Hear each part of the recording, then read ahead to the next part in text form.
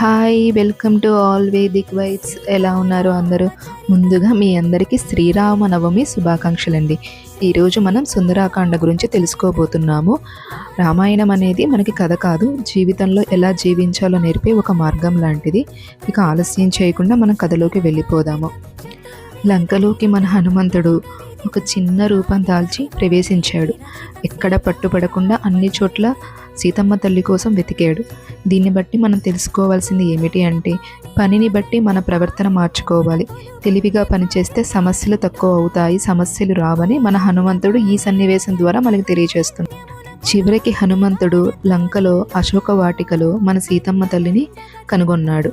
సీతమ్మ తల్లి చాలా బాధలో ఉంది. రావణుడు బంధించి ఉంచాడు కదా, రాక్షసులు భయపెడుతున్నారు. ఆమె మాత్రం ఎప్పుడు శ్రీరాముడి గురించి ఆలోచిస్తుంది.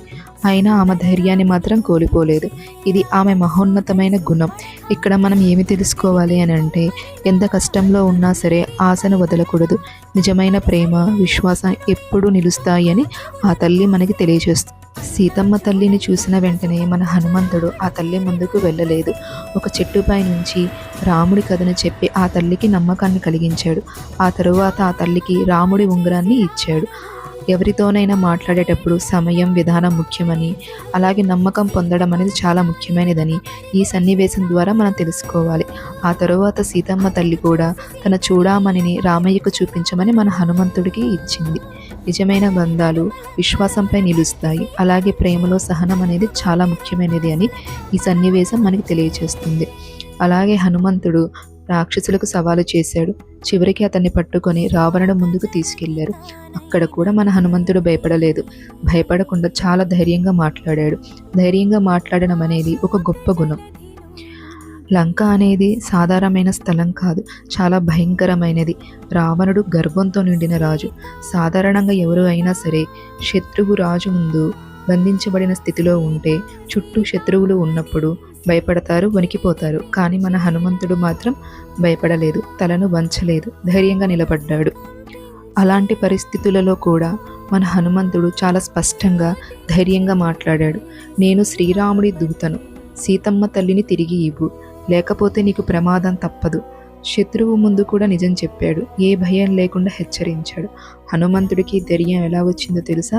ఎందుకంటే ధర్మం తన వైపు ఉందని నమ్మకం, రామయ్య మీద పూర్తి భక్తి.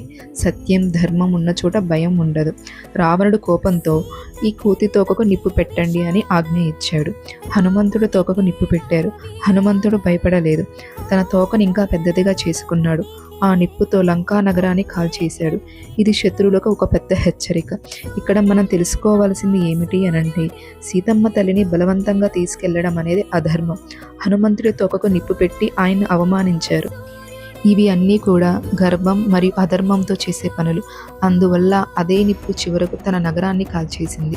మనము చేసే చెడు పనుల ఫలితం మనకే వస్తుంది. ధర్మానికి వ్యతిరేకంగా ఉన్నవారు చివరికి నష్టపోతారు. హనుమంతుడు లంకను తగలబెట్టడం వలన లంకా శక్తి తగ్గించి రామయ్యకు ముందే మార్గాన్ని సులభం చేశాడు. కష్టం వచ్చినప్పుడు తెలివిగా స్పందించాలి. అవకాశంగా మార్చుకోవాలి. తోకకు నిప్పు పెట్టి అవమానించాలని చూశారు. కానీ మన హనుమంతుడు అదే నిప్పును ఆయుధంగా మార్చుకున్నాడు.